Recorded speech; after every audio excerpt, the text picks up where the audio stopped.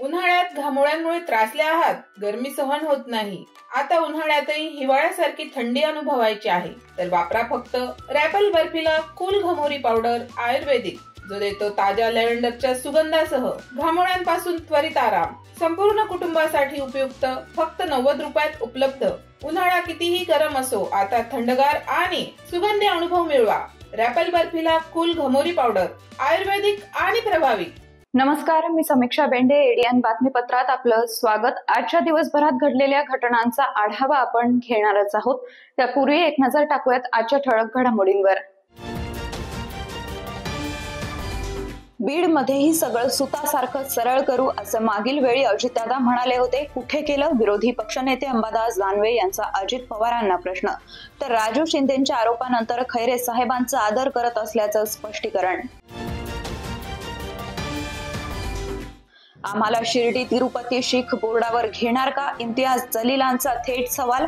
वक्फ विधेयकावरून मुस्लिम नेते भडकले.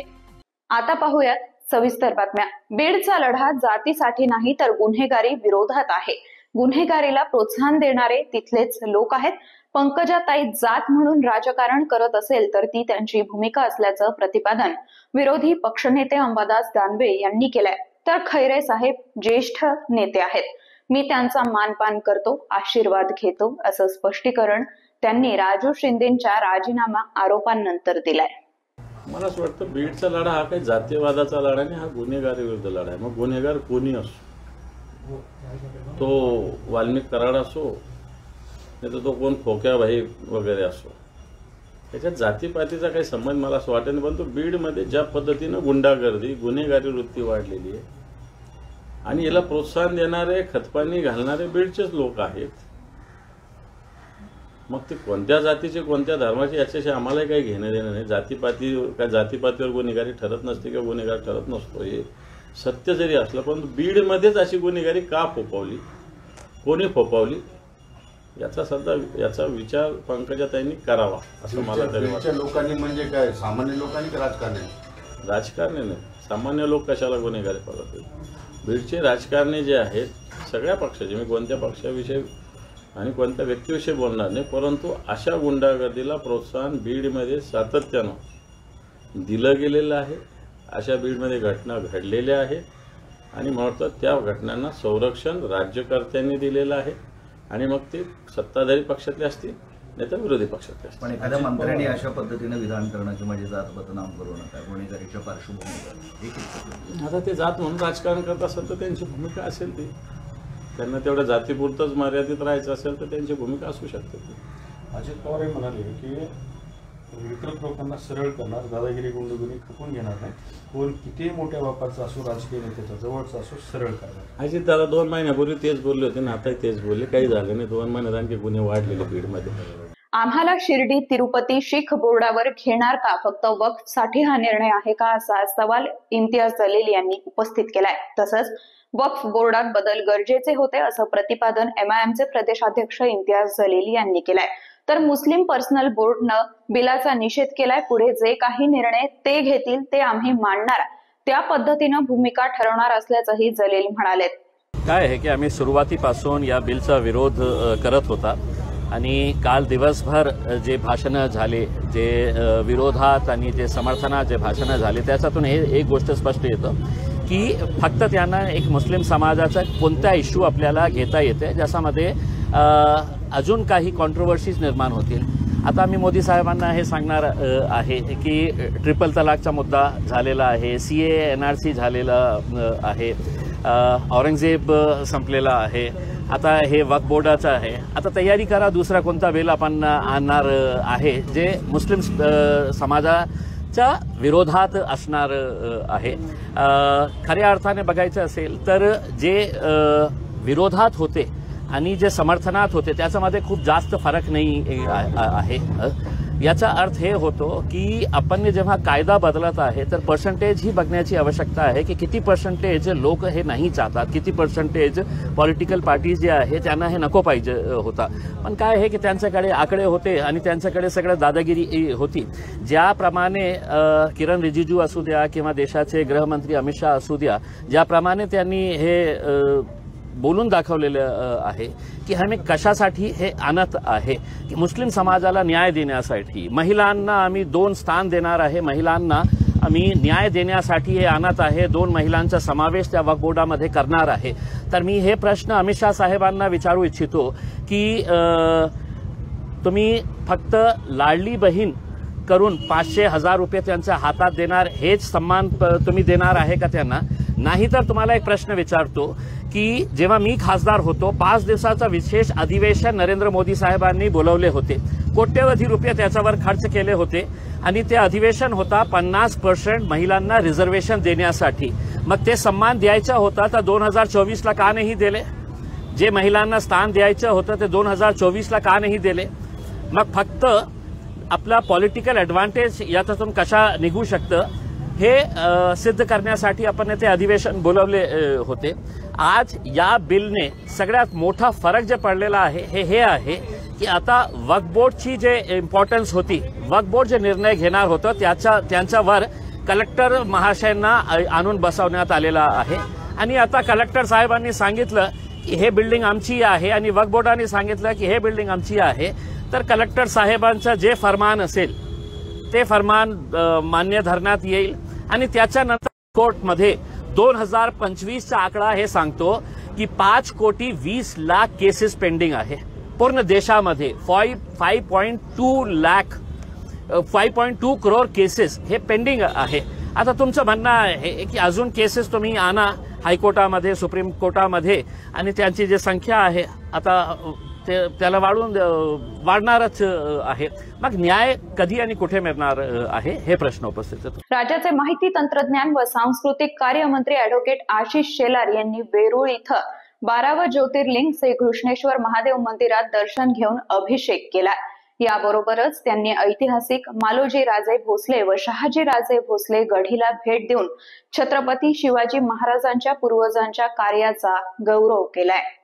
खुलताबाद तालुक्यातील वेरूळ इथं बुधवारी राज्याचे माहिती तंत्रज्ञान व सांस्कृतिक कार्यमंत्री अॅडव्होकेट आशिष शेलार यांनी 12वं ज्योतिर्लिंग श्री घृष्णेश्वर महादेव मंदिरात दर्शन घेऊन अभिषेक केलाय.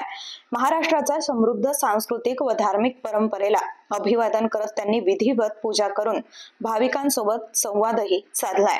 यानंतर घृष्णेश्वर संस्थानचे अध्यक्ष योगेश टोपरे व संजय वैद्य यांनी शाल व श्रीफळ देऊन मंत्री शेलार यांचा सत्कार केला.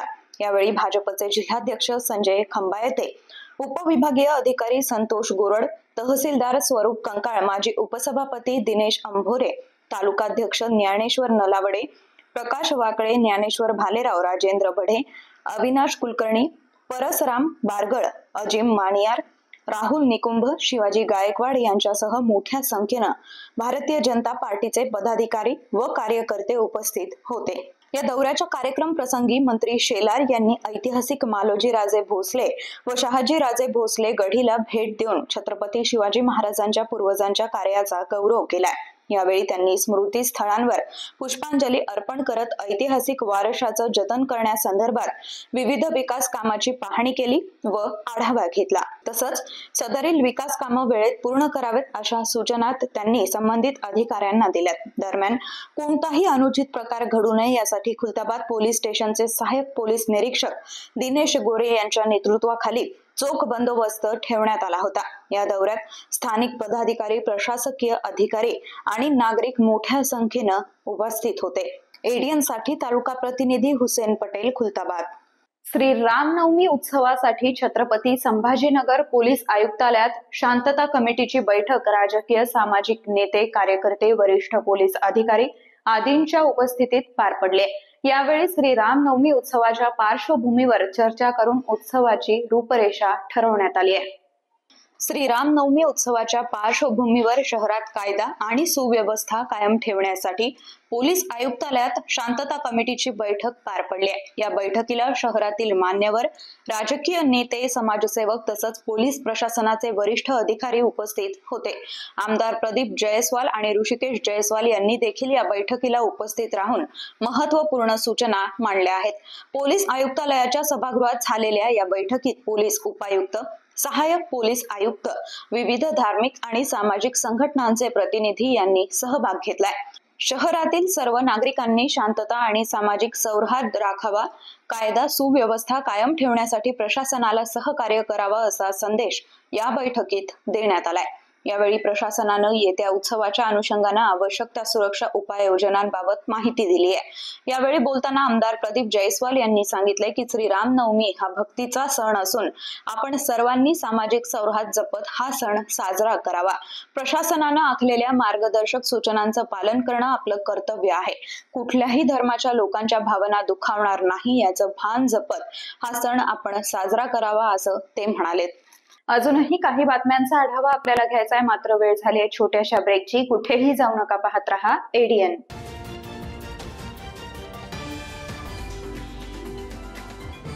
उन्हाळ्यात घामोळ्यांमुळे त्रासले आहात, गरमी सहन होत नाही, आता उन्हाळ्यातही हिवाळ्यासारखी थंडी अनुभवायची आहे, तर वापरा फक्त रॅपल बर्फिला कूल घमोरी पावडर आयुर्वेदिक, जो देतो ताज्या लॅव्हेंडरच्या सुगंधासह घामोळ्यांपासून त्वरित आराम। संपूर्ण कुटुंबासाठी उपयुक्त, फक्त 90 रुपयात उपलब्ध। उन्हाळा कितीही गरम असो, आता थंडगार आणि सुगंधी अनुभव मिळवा। रॅपल बर्फिला कूल घमोरी पावडर आयुर्वेदिक आणि प्रभावी। अनेकांच्या मनात स्वप्न असते की देशाची सेवा करायची, परंतु काही लोकच योग्य प्रशिक्षण घेऊन ते वास्तवात पूर्ण करतात। वास्तविक सैनिक बनणे सोपं काम नाही, कारण प्रशिक्षणाच्या मैदानापासून ते युद्धाच्या रणांगणापर्यंत प्रत्येक क्षण संघर्षमय असतो। फक्त जो इमानदार, समजूतदार असेल आणि ज्याची इच्छाशक्ती प्रबळ असेल असाच व्यक्ती या क्षेत्रात टिकू शकतो। प्रत्येक वर्षी अनेक परीक्षार्थ्यांना यश प्राप्त होते, ते फक्त आणि फक्त गरुड झेप अकॅडमी। पंख आम्ही देतो, उंच भरारी तुम्ही घ्या।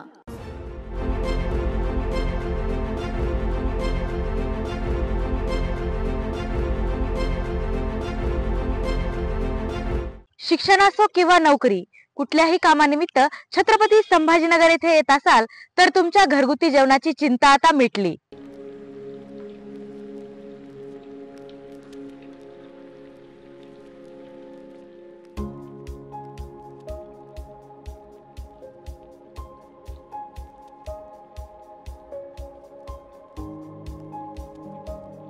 नमस्कार, मी पूजा दातार।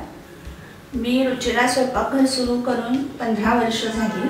सुरुवातीला रुचिरा स्वयंपाकघर सुरू करताना माझी आवड म्हणून सुरू केलं, पण त्याचं व्यवसायात हळूहळू रूपांतर झालं। रुचिरा स्वयंपाकघर हे स्वतःच्या जागेत 2009 पासून संभाजीनगर खडकेश्वर येथे सुरू आहे। तेथून मला अनेक साऱ्या ऑर्डर्स मिळत गेल्या। एका मोठ्या शाळेचं मला कॉन्ट्रॅक्ट मिळालं होतं। मी रोज 2200 लोकांना जेवण देत होते 5.5 वर्ष। नंतर मी पूर्ण कॉन्सन्ट्रेशन रुचिरा स्वयंपाकघर खडकेश्वर येथे केलं। तेथील फीडबॅक म्हणाल तर सगळी मेडिकलची मुलं जे घरापासून दूर राहतात त्या लोकांना आपल्या घरासारखं जेवण रुचिरामध्ये मिळतं असं प्रत्येकजण आनंदाने सांगत असतो मला। आणि मी तर म्हणते की तुम्ही ते पे करून जेवता, पण ते म्हणतात की नाही, पे हा भाग वेगळा आहे, पण आमच्या शुभेच्छा आणि सदिच्छा जास्त महत्त्वाच्या आहेत। तसंच रुचिरा स्वयंपाकघरात आपण आपल्या घरच्यासारखं अन्नधान्य निवडून, भाज्या निवडून, अतिशय स्वच्छता राखून स्वयंपाक करतो। स्वयंपाकात घरगुती मसाले 80% वापरले जातात। माझा कटाक्ष क्वालिटी मेंटेन करण्यावर असतो, त्यामुळे मी किराणा जास्तीत जास्त चांगल्या क्वालिटीचा आणते। तसंच भाजीपाला जाधव मंडईतून आणते, त्यामुळे ताजा स्वच्छ भाजीपाला मिळतो। त्यामुळे आपल्या स्वयंपाकाची चवही उत्तम राखता येते आणि आरोग्यपूर्ण स्वयंपाक होतो। घरगुती जेवणाच्या चवीसाठी एकदा अवश्य भेट द्या रुचिरा स्वयंपाकघर येथे। मस्त मास्क पहना रे तूने। Thank you sir.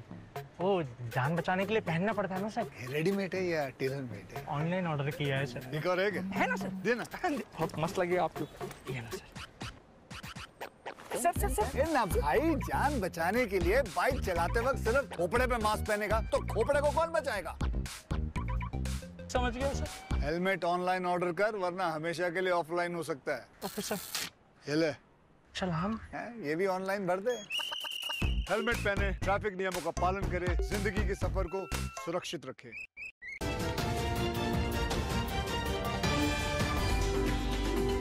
ब्रेक नंतर आपलं स्वागत। राज्य सरकारच्या वतीनं नोव्हेंबरमध्ये 10,000 पदासाठी पोलीस भरती घेतली जाणार असून सुशिक्षित बेरोजगार युवा पिढीसाठी ही एक सुवर्ण संधीच मानली जात आहे।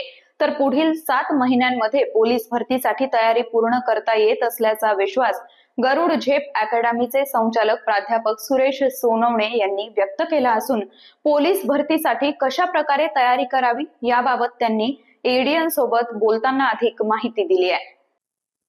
सर 10,000 पोलीस भरतीच्या पदाची मेगा भरती निघत आहे। यावेळेस खूप विद्यार्थी तयारी करत आहेत, नेमकं तुम्ही काय सांगताय? 10,000 महाराष्ट्र पोलीस पदाची मेगा भरती येत्या नोव्हेंबर ते डिसेंबरच्या आतमध्ये कोणत्याही महिन्यामध्ये होऊ शकते। विद्यार्थ्याकडे 7 ते 8 महिन्याचा कालावधी आहे। मी महाराष्ट्रातील तमाम विद्यार्थ्यांना या माध्यमातून सांगू इच्छितो की येणारी ही सुवर्ण संधी तुमच्याकडे चालून आलेली आहे। महाराष्ट्र पोलीस बनण्याचं स्वप्न बघणाऱ्या विद्यार्थ्यांसाठीची सुवर्ण संधी। जर आज आपण मनामध्ये ठरवलं मिशन 2025 महाराष्ट्र पोलीस बनणं, तर नक्कीच तुम्ही पूर्ण करू शकतात। आतापासून तयारीला लागा, मनामध्ये खुणगाट बांधा की मला महाराष्ट्र पोलीस बनायचंय आणि डोळ्यासमोर महाराष्ट्र पोलीसची वर्दी दिसून जर तुम्ही तयारीला लागलात, तर मी बघितलेलं तुम्हाला सांगू इच्छितो अनुभव की 3 महिन्यात 6 महिन्यात पोलीस झालेले विद्यार्थी आहेत, 1 वर्षात पोलीस झालेले विद्यार्थी आहेत। ज्या मुलांनी पोलीस भरती आतापर्यंत मारलेली नसेल ते सुद्धा या भरतीत पोलीस होऊ शकतात, किंवा कोणी 2 मार्कांनी कटलंय, 3 मार्कांनी कटलंय, त्या विद्यार्थ्यांना परत आपलं राहिलेलं अपूर्ण स्वप्न पूर्ण करण्याचा ही संधी चालून आली आहे। हिला वाया घालवू नका, आजपासून तयारी करा आणि परत एकदा मिशन 2025 महाराष्ट्र पोलीस या मिशन अंतर्गत तुम्ही स्वतःचं टार्गेट पूर्ण करू शकतात, स्वतःच्या वर्दीचं स्वप्न पूर्ण करू शकतात। पण 7 महिने उरले फक्त, या 7 महिन्यामध्ये शक्य होऊ शकतं का? भरती होणं शक्य होऊ शकतं? नक्कीच विद्यार्थी मित्रांनो, 7 महिन्यात तुम्ही पोलीस बनू शकतात। मी अशी उदाहरणं तुम्हाला सांगेल की 3 महिन्यात 6 महिन्यात पोलीसची वर्दी मिळवलेले विद्यार्थी आहेत, विद्यार्थिनी आहेत। मुलींनी सुद्धा त्या ठिकाणी 3-3 महिन्यामध्ये तयारी करून पोलीसची वर्दी मिळवली। आपल्याकडे 7 ते 8 महिन्याचा कालावधी आहे। कदाचित 1-2 महिने अजून एक्स्ट्रा वाढतील, 9 महिने 10 महिने पण आपल्याला भेटतील। नक्कीच महाराष्ट्र पोलीस तुम्ही बनू शकतात एकाच भरतीमध्ये। त्यामुळे वेळ कमी नाही, गरज आहे ठरवण्याची, आणि एकदा तुम्ही ठरवलं तर वेळ तुम्हाला पुरेसा आहे। 2 वाक्यात तुमच्या भाषा शैलीमध्ये ह्या भरती होणाऱ्या विद्यार्थ्यांना काय सांगाल? माझ्या या तमाम विद्यार्थ्यांना मी एकच सांगेल की स्वतःचं टार्गेट फायनल करा। आपल्या आईवडिलाचं पोलीस बनून वर्दीवरती त्यांच्या समोर जाण्याचं स्वप्न जर तुम्हाला पूर्ण करायचं आहे तर तुम्हाला मेहनत घ्यावी लागेल, आणि आजपासूनच ती घ्यावी लागेल। वेळ कमी आहे, जाहिरातीची वाट बघू नका, तयारीला लागा। नक्कीच 2025 मध्ये तुमच्या अंगावरती सुद्धा पोलीसची वर्दी असेल। धन्यवाद। मुलींसाठी 10,000 मुलींसाठी खूप सुवर्ण संधी सर, मुलींसाठी काय वाटतं? मी तर मुलींच्या बाबतीमध्ये मुलींच्या आईवडिलांना पण सांगेल की मुलगी सहज पद्धतीने पोलीस होऊ शकते, कमी मार्कावरती योग्य प्लॅनिंग जर केली तर 6 महिन्यामध्ये। त्यामुळे मुलींनी या भरतीकडे आपलं स्वतःचं भविष्य म्हणून बघणं गरजेचं आहे, आणि आजपासून तयारी करायला जर सुरुवात केली तर येत्या काळामध्ये पोलीसची वर्दी मुलगी त्या ठिकाणी घालू शकते। दुसरं, काही मुलींचे काही प्रॉब्लेम्स असतात की मुलींना असं वाटतं माझ्याकडून मैदानी चाचणी होणार नाही। जेव्हा आपण मैदानात उतरतो ऑटोमॅटिकली तुमची तयारी तुम्हाला तिथपर्यंत घेऊन जाते, आणि कमी मार्कावरती मुलांपेक्षा मुलींना जास्तीची संधी आहे असं मी सांगेल। आतापर्यंतचा इतिहास बघितला तर पोलीस भरतीमध्ये मुलींचं मेरिट आणि मुलांच्या मेरिटमध्ये किमान 40-50 मार्कांचा फरक असतो, 30 मार्कांचा फरक असतो। तो तुम्ही सहज कमी मार्कावरती पोलीस बनण्याचं स्वप्न पूर्ण करू शकतात। धन्यवाद। जिल्हाधिकारी दिलीप स्वामी यांच्या सूचनेनुसार संपूर्ण छत्रपती संभाजीनगर जिल्हा व ग्रामीण भागात प्राथमिक आरोग्य केंद्र, उपजिल्हा रुग्णालय व ग्रामपंचायत पातळीवर बुधवारी कन्या दिन साजरा होऊन बुधवार रोजी जन्मलेल्या कन्यांना वस्त्र व मातेला पुष्पगुच्छ देऊन गौरवण्यात आला आहे. मुलींच्या जन्माबाबत उपस्थित महिलात मुली जन्माबाबत जागृती करण्यात आली. याचा भाग म्हणून येथील उपजिल्हा रुग्णालयात बुधवारी तहसीलदार सुनील सावंत, उपविभागीय पोलीस अधिकारी भागवत फुंदे, वैद्यकीय अधीक्षक डॉक्टर BN मोरे, सामाजिक कार्यकर्ते व जिल्हा आरोग्य समिती सदस्य धोंडीराम सिंग राजपूत, स्त्री रोग डॉक्टर सुभाष भोपळे, वैद्यकीय अधिकारी डॉक्टर SD मुंढे, वैद्यकीय अधिकारी डॉक्टर दीपमाला परदेशी यांच्या उपस्थितीत कन्या दिन साजरा करण्यात येऊन 3 कन्या रत्ना या रुग्णालयात जन्म दिलेल्या माता व 3ही कन्या रत्नाच्या जन्माचं स्वागत करून जन्मदात्या माताचा गौरव करण्यात आला. या कार्यक्रमाचं सूत्रसंचालन व प्रास्ताविक किरण विभागाचे सहाय्यक किशोर वाघुले यांनी अत्यंत प्रभावीपणे माहिती करून दिलाय. तर सोनोग्राफीच्या गैरवापराबाबत सतर्कता बाळगून याच्या गैरवापराला बंदी आणण्यासाठीची कायदेशीर माहिती अंजली गायकवाड यांनी दिली आहे. तहसीलदार सुनील सावंत यांनीही वैद्यकीय तंत्रज्ञानाचा गैरवापर थांबवून मुलींच्या जन्माचं स्वागत करण्यात महिलांनी सहकार्य करावं असं आवाहन केलंय. धोंडीराम सिंग राजपूत यांनीही महिलांनी आपली मानसिकता बदलून मुलींच्या जन्माचं स्वागत करावं असं आवाहन केलं व मुलींचा जन्मदर वाढावा यासाठी जनजागृती या कार्यक्रमातून करण्यात आली आहे. वैद्यकीय अधीक्षक डॉक्टर BN मोरे यांच्या मार्गदर्शनाखाली PCPNDT अहवाल संकलित आरोग्य कर्मचारी किसन चौधरी यांनी या कार्यक्रमाचं नियोजन केलं. या कार्यक्रमात नुकताच बाळांना जन्म देणाऱ्या 9 माता, त्यांचे नातेवाईक, आरोग्य कर्मचारी यांच्यासह सहाय्यक अधिसेविका विद्या महाडकर, त्यांच्या सहकारी श्रीमती केदारे, श्रीमती सातदिवे, श्रीमती गवई तसंच प्रसूती विभागाच्या कर्तव्यदक्ष परिसेविका विजया जंगम यांनी या कन्या दिन कार्यक्रमात सक्रिय सहभाग नोंदवलाय. याशिवाय रुग्णालयाचे रामेश्वर सोनुने, कल्याण इष्टके, भास्कर दुधारे, मनीषा मुळे, विजय पाटील, माया पाटील, शशिकांत पाटील, श्याम उचित, सर्वश्री बिडवे, मोरे, अवचार, गिरी जाधव, श्रीमती देवढे, भोंगे व महिला वर्ग यांनी सहभाग नोंदवला.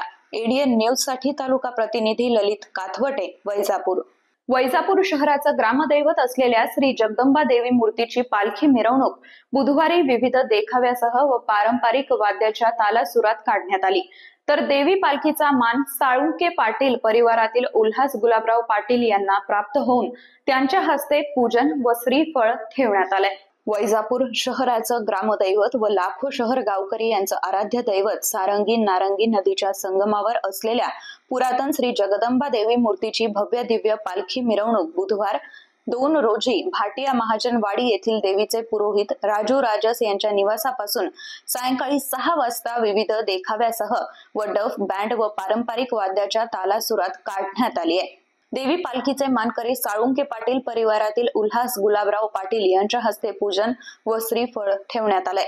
या समयी माजी नगराध्यक्ष डॉक्टर दिनेश परदेशी, आमदार बोरनारे यांचे प्रतिनिधी भाऊ संजय बोरनारे, यात्रा कमिटीचे सदस्य व सामाजिक ज्येष्ठ कार्यकर्ते धोंडीराम सिंग राजपूत, सुशीला सर, जितेंद्र पवार, अंजली जोशी, अशोक पवार, खंडाळकर व राजस परिवारातील अरुण राजस, किशोर राजस, श्याम राजस, साहिल राजस, RM जोशी, जयंत इनामदार, महेंद्र जोशी व पुरोहित राजू राजस व सर्व राजस परिवारातील महिला भगिनी यांनी देवीची आरती करून देवीची पालखी स्थापन केली आहे. सेवेकरी दादा राऊत, नारायण राजपूत व संजय बोडखे यांनी देवी पालखी खांद्यावर घेऊन मिरवणूक आरंभ केली. या समयी पारस घाटे, रणजित चव्हाण, प्रेम राजपूत, शैलेश पोंदे, गौरव दौडे, संजय राजपूत, सोनू राजपूत, गिरीश चापणेरकर, वैशाली पवार, विद्या वाळीकर, संतोषी भालेराव, अनघा आंबेकर, विलास रामय्या, गोविंद दाभाडे, गणेश खैरे, शिवलिंग आप्पा साखरे व उत्सव कमिटी सदस्य उपस्थित होते. या देवी पालखी मिरवणुकीत मलखांब प्रात्यक्षिक पथकानं दाखवलं. काली माता देखावा, राधा कृष्ण देखावा, छत्रपती संभाजी राजे देखावा, बँड व डफ जुगलबंदी असे विविध देखावे सादर करण्यात आले. रात्री 10:30 वाजता पालखी मंदिरात पोहोचल्यावर तिथं डॉक्टर दिनेश परदेशी व शिल्पा परदेशी यांनी देवीची आरती केली. या प्रसंगी विशाल संचेती, श्यामसुंदर कवठाळे यांचीही उपस्थिती होती. सूत्रसंचालन धोंडीराम सिंग राजपूत यांनी केलं तर सुशील आसर यांनी आभार मानलेत. ADN न्यूज साठी तालुका प्रतिनिधी ललित काथवटे, वैजापूर.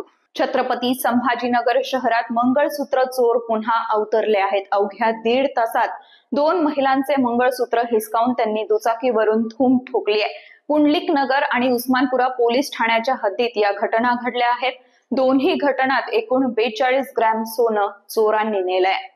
गजानन कॉलनीतील अरुणा सतीश जोशी वय 56 या सोमवारी सायंकाळी 6:30च्या सुमारास नेहमीप्रमाणे गजानन महाराज मंदिरात दर्शन घेऊन पायी घराकडे निघाल्या. समोरून दोघे दुचाकीवरून आले. मागे बसलेल्या पिवळ्या शर्ट घातलेल्यानं अरुणा यांच्या गळ्यातील 32 ग्रॅमची सोन्याची पोत हिसकावली आहे. अरुणा यांनी प्रसंगावधान राखत पोत हातानं धरली. त्यामुळे तुटलेली 17 ग्रॅमची पोत घेऊन चोरटे दुचाकीवरून सुतगिरणी चौकाच्या दिशेनं पसार झाले. पुंडलिक नगर पोलिसांनी चोरट्याविरुद्ध गुन्हा दाखल केलाय. अधिक तपास पोलीस उपनिरीक्षक अर्जुन राऊत करतायत. उस्मानपुरातील ज्योतिनगरात राहणाऱ्या मनीषा विठ्ठल दिघे वय 53 यांचे पती हायकोर्टात वकील आहेत. सोमवारी रात्री 8च्या सुमारास त्या विश्वरूप हॉलच्या दिशेनं जात होत्या. डॉक्टर नांदेडकर यांच्या दवाखान्यासमोर अचानक दुचाकीवरून दोघे जण आले. मागे बसलेल्यानं मनीषा यांच्या गळ्यातील 2.5 तोळ्यांची सोन्याची चेन हिसकावून पोबारा केला. घाबरलेल्या मनीषा यांनी आरडाओरड केला. पतीला कॉल करून माहिती दिली. चोरट्यांविरुद्ध उस्मानपुरा पोलिसांनी गुन्हा दाखल केलाय. शेवटी परत एकदा एक नजर टाकूयात आजच्या ठळक घडामोडींवर. बीडमध्येही सगळं सुतासारखं सरळ करू असं मागील वेळी अजितदादा म्हणाले होते. कुठे केलं? विरोधी पक्षनेते अंबादास दानवे यांचा अजित पवारांना प्रश्न. तर राजू शिंदेच्या आरोपानंतर खैरे साहेबांचा आदर करत असल्याचं स्पष्टीकरण. आम्हाला शिर्डी तिरुपती शीख बोर्डावर घेणार का? इम्तियाज जलीलांचा थेट सवाल. वक्फ विधेयकावरून मुस्लिम नेते भडकले. याचबरोबर हे बातमीपत्र इथेच संपलं. पुन्हा भेटूयात पुढील बातमीपत्रात. तोपर्यंत पाहत रहा आपल्या हक्काचं बातमीपत्र ADN. उन्हाळ्यात घामोळ्यांमुळे त्रासले आहात, गरमी सहन होत नाही, आता उन्हाळ्यातही हिवाळ्यासारखी थंडी अनुभवायची आहे, तर वापरा फक्त रॅपल बर्फीला कूल घमोरी पावडर आयुर्वेदिक, जो देतो ताज्या लॅव्हेंडरच्या सुगंधासह घामोळ्यांपासून त्वरित आराम. संपूर्ण कुटुंबासाठी उपयुक्त, फक्त 90 रुपयात उपलब्ध. उन्हाळा कितीही गरम असो, आता थंडगार आणि सुगंधी अनुभव मिळवा. रॅपल बर्फीला कूल घमोरी पावडर आयुर्वेदिक आणि प्रभावी.